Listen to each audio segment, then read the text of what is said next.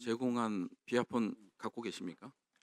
그 아니 그냥 뭐 보니까 제가 가지고 있더라고요. 예, 그런데 됐습니다. 한 말씀 드리면 아니 됐습니다. 네네. 됐습니다. 예. 한덕수 총리님이 경호처에서 제공한 비아폰 갖고 계십니까? 예, 가지고 있습니다.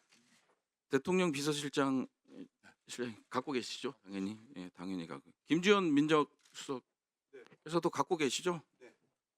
김태호 1차장님도 갖고 계시죠? 위기관리센터 오중령님 나와 계시죠? 예, 오중령입니다. 비아폰 갖고 계십니까? 없습니다. 없고.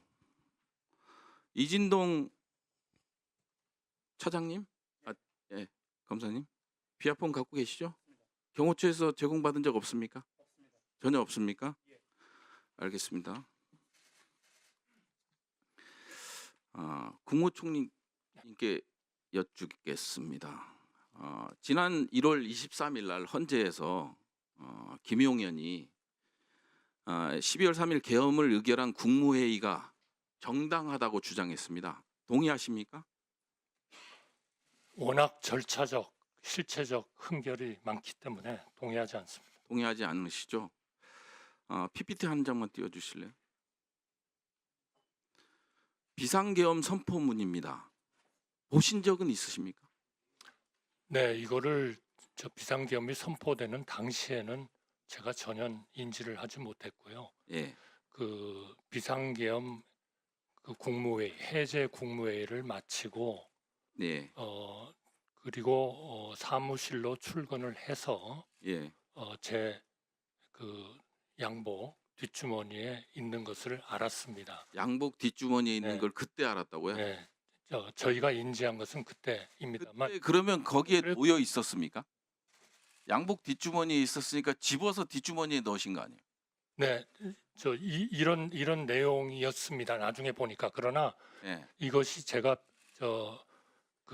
우리 국무회의 해제 국무회의가 될 때까지는 전혀 인지를 하지 못했고, 그래서 이 부분은 예. 저희가 수사기관에 예. 제출을 하고 설명을 드렸습니다.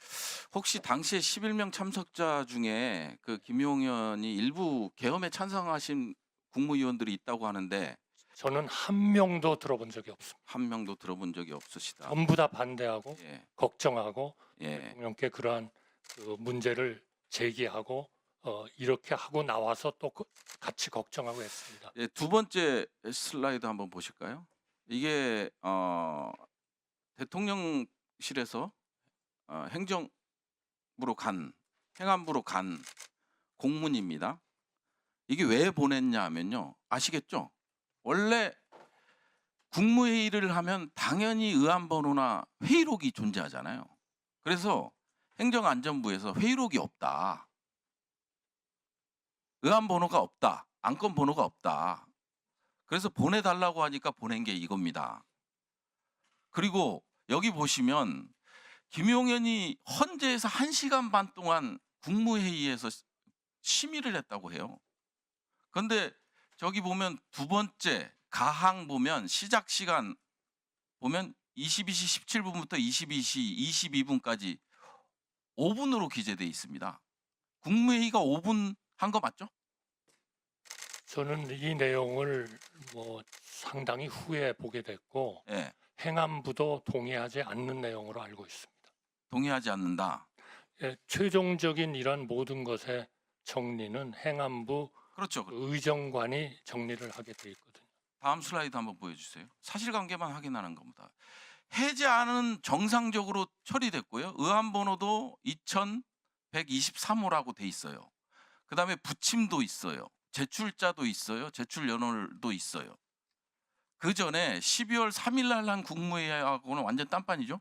이거는 제가 직접 그 대통령님께서 국무회의에서 해제를 해라 예. 라는 말씀을 듣고 정말 그 하자가 없도록 치밀하게 그러니까요. 예, 준비한 그걸 여쭙는 거예요. 그러면은 당연히 2일 2, 3이면 김용현이나 윤석열 대통령이 주장하듯이 국무회의가 정상적이었다. 그 전에. 그러면 당연히 의안번호는 2122여야 맞겠죠? 그냥 상식적으로. 아마 그래야 되겠죠. 그렇죠. 예. 그래서 지금 보면 2122 뭐냐면 회의록이죠. 뭡니까? 법률안 군 보건 의료에 관한 법률 일부 개정 법률 아니에요.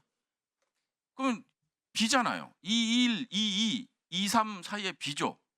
그러면 정상적인 국무회의가 아니죠.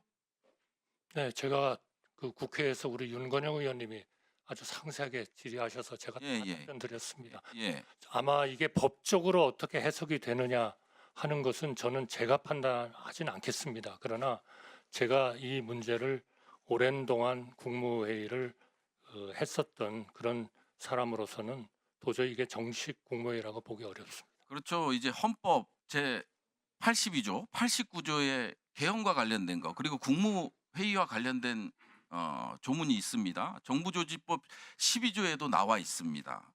그다음에 국무회의 규정 제 3조에도 다 나와 있어요. 명시가 돼 있어요. 강제 조항으로 나와 있습니다. 그리고 국무회의에서 중점 심의돼야 할 중요 사항에 대해서는 그 심의에 필요한 검토 의견 등을 해당 의안에 분명히 밝혀 제출하여야 한다고 돼 있습니다.